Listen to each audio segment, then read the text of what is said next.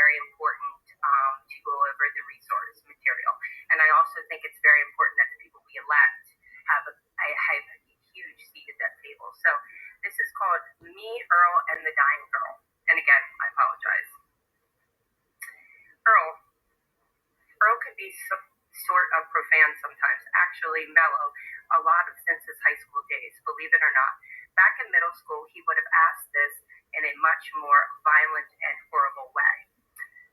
Yeah, Earl, I'm going to eat her pussy. Yeah. Do you even know how to eat pussy? Oh, not really. Papa Gaines never sat you down. Son, one day you're going to have to eat pussy.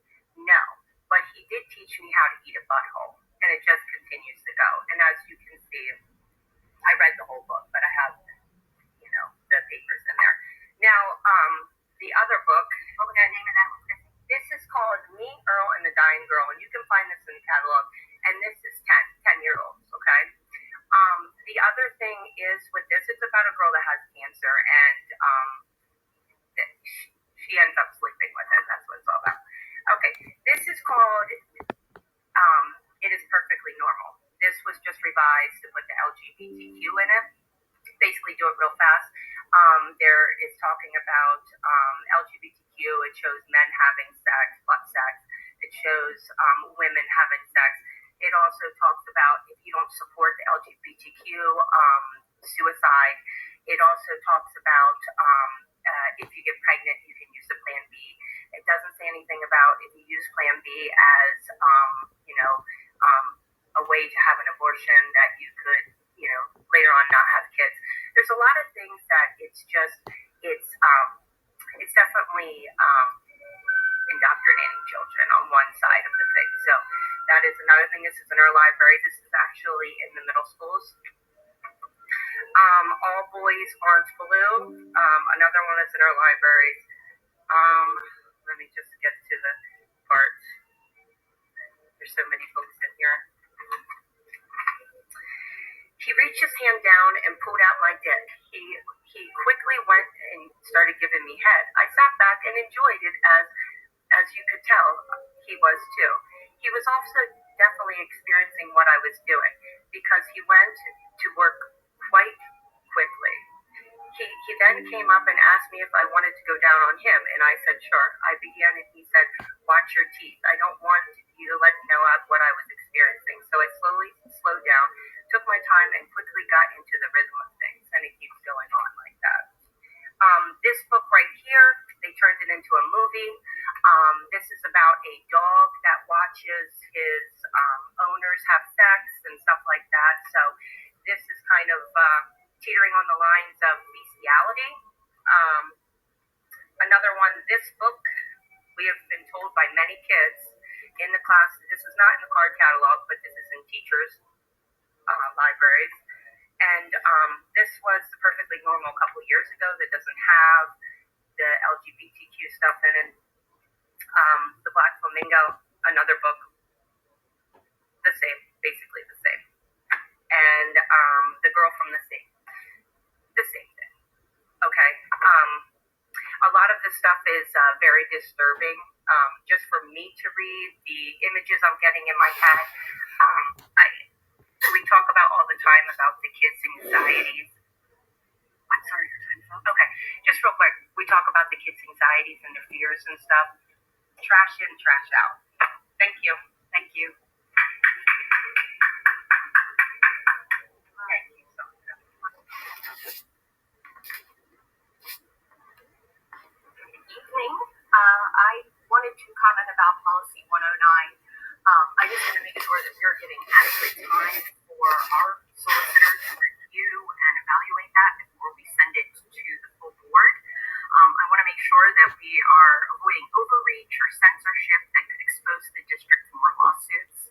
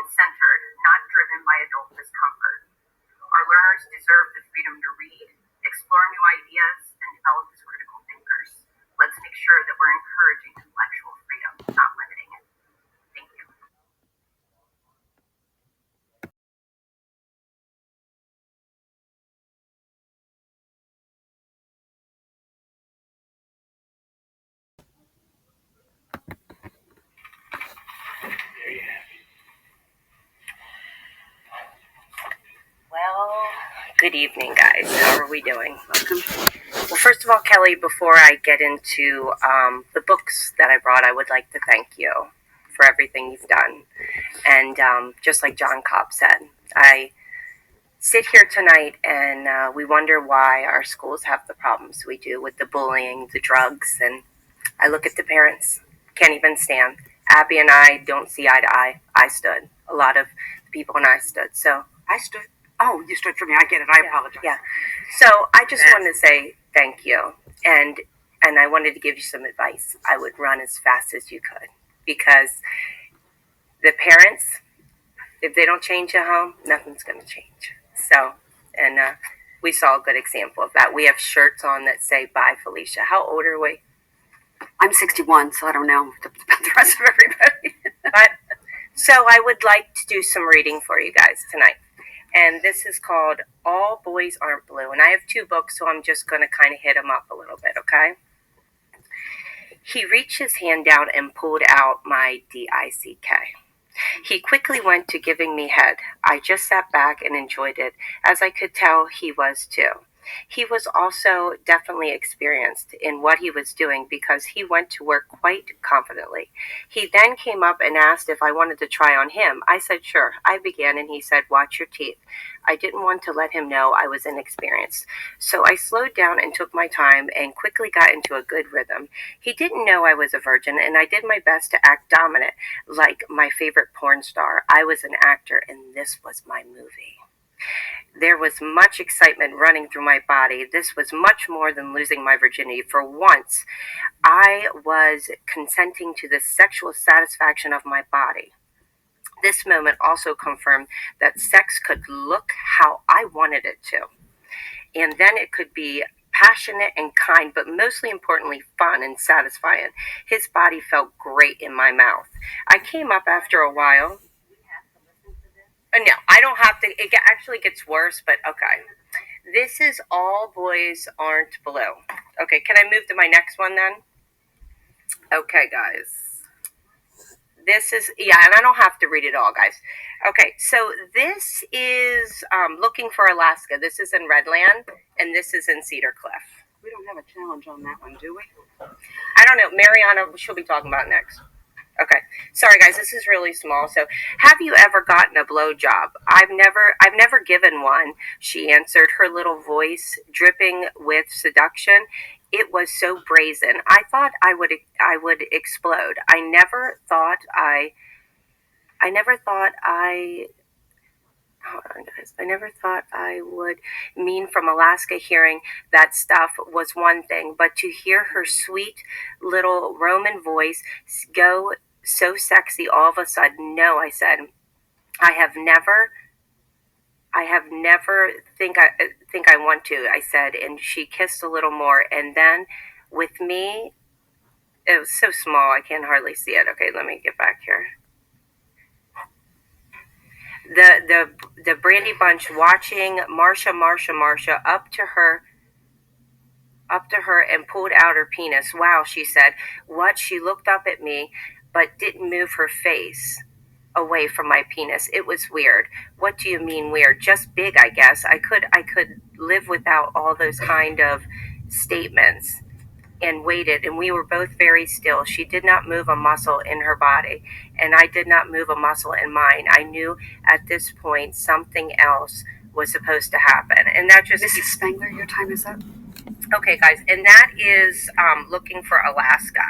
And I just wanted one other comment. Those who push porn on our children are always on the wrong side of history. Thank you. It is 4 minutes, but she was interrupted during her. Mrs. President. Thank you, Mrs. Spangler. Thank you. Welcome. Hi, I'm John Cobb, Lemoyne. So I had a totally upbeat, happy conversation I wanted to have with the board, but I've decided I'm not going to do that. I observed the crowd tonight and saw how most of them didn't stand up for Ms. Brent when she was getting her award for her years of service here. And I find that to be sad and disgusting. The politics of personal destruction, that was coined by Bill Clinton, back in '94 and used again by Hillary. And that at one time was considered a negative and horrible thing. And it seems to have become a common tool by people working to drive the progressive agenda in the West Shore School District. And I'm not speaking to all the school board members. There may be a few that are a part of this activity. It may be others. I don't know. But those who need to hear this will hear it and know who they are. Because of a difference of opinion, hatred has replaced respect and has taken a hold of so many of you all, of many of you within this room, not just the board, but everyone in this room. What sort of vile human being would work to have someone fired from their job over a difference of opinion? Progressives, that's who. Progressives in this room. They can't talk to the audience. Okay, then I'll speak towards the board. Excuse me. What sort of cretin would slander a person's character over a difference of opinion? People in this room. What sort of putrid animal would destroy someone's business? People in this room. It's disgusting, vile, and horrible. And why? Because some people don't want their daughters to have young men disrobe and defecate in the same rooms. That's it. I mean, it's not a big deal. This board had the opportunity to stop this travesty, the so-called conservatives, but they didn't have the balls themselves to stand up as adults. The politics of personal destruction, alive and well in the heart of the progressives in West Shore School District. Thank you. Thank you. Janelle Conrad?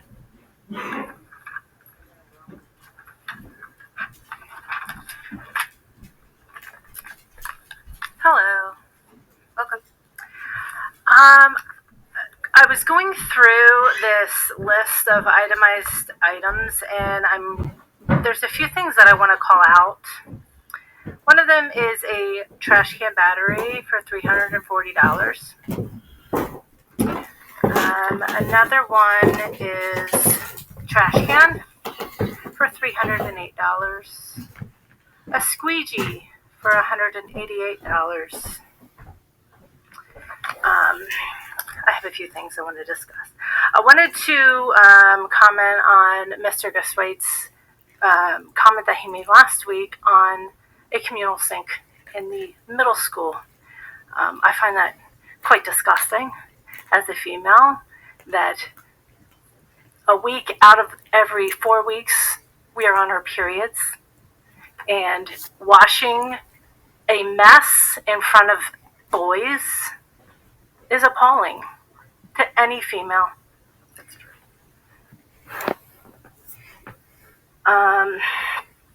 I want to ask what the status is on the principal vacancy at Fairview.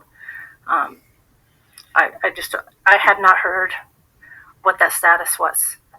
And lastly, thank you, Kelly, for all that you do. Thank you. Thank you for your service to the community and the school district. Thank you for understanding biological differences. Thank you for fighting for parental rights of informed consent. Thank you for thinking of the bigger picture and the effects it has on the students, parents, and families. Thank you for inspiring us mama bears to get involved. Thank you. Thank you.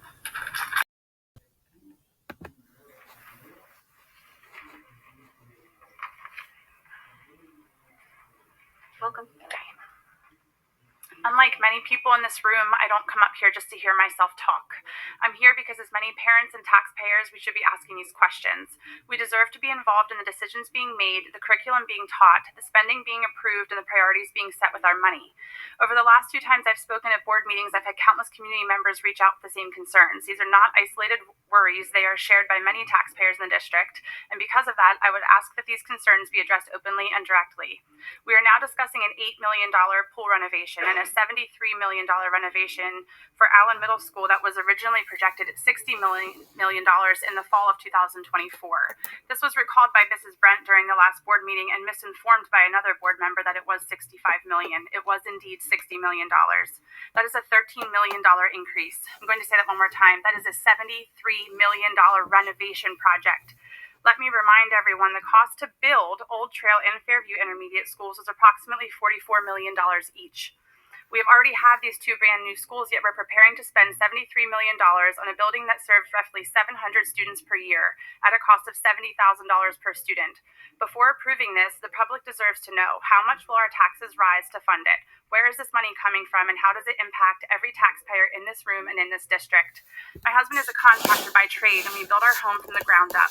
When we built our home 2 years ago, any contractor who would have returned at a significantly higher price than estimated would have had us seeking additional bids and demanding explanation. That is what responsible budgeting looks like. So I want to know, has this board pursued competitive bids or alternative proposals, or did the district just simply accept a $13 million increase without challenge? The lack of scrutiny is concerning. And while ideas have been presented for a solar panel garage, what I don't understand is why they're not the same level of questioning, if any, when we were handed a $13 million increase on a renovation project. The departure of one of the board's only members with meaningful business sense raises a serious concern for me. Who is going to stand up for the taxpayer and start running this district like a business instead of a Sims computer game? While I support necessary upgrades, I'm questioning the justification for an $8 million natatorium renovation.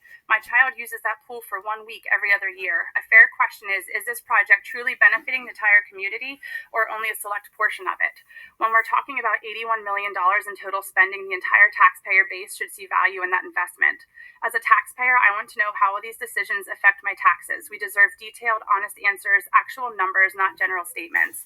At the end of the day, this board is spending our money. When you ask this community to shoulder tens of millions in renovations, you owe us diligence, accountability, and respect, because every dollar you approved comes from a family's household budget. Taxpayers should not be expected to simply trust the process. We should be shown the process. That includes the bids, the alternatives, the pursuit of grants, the true cost projections, and the financial impact in every household. If this board is confident in these numbers, then we should see bid comparisons. If these projects are truly necessary, justify them with facts. And if the cost cannot be justified, then it is your responsibility to reconsider them. Because at the end of the day, we, the taxpayers, are the ones paying for every decision made in this room, and our tax dollars are not infinite. We deserve nothing less than full transparency and fiscal responsibility. Finally, to Mrs. Brent, thank you for standing up for our children and protecting our daughters' futures. Thank you for asking the hard questions and being the voice that taxpayers and parents across the community when we thought we had none. Thank you for taking the unfair attacks and staying committed to our children's safety over the last 2 years. You took on a job that most people wouldn't touch, even if it came with a paycheck. And I am certain parents are now awake, and we will keep fighting to keep the woke out of West Shore School District. Thank you. Thank you. Mariana Reed.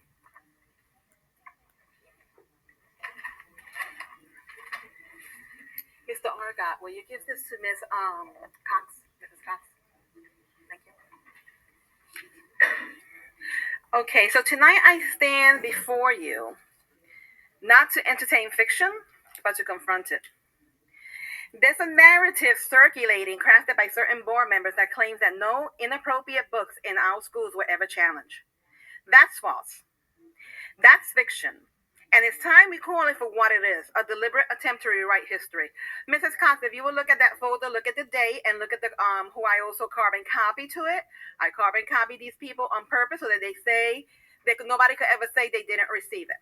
Okay? In August 2025, I personally submitted formal challenges to 3 books. 3, not 0.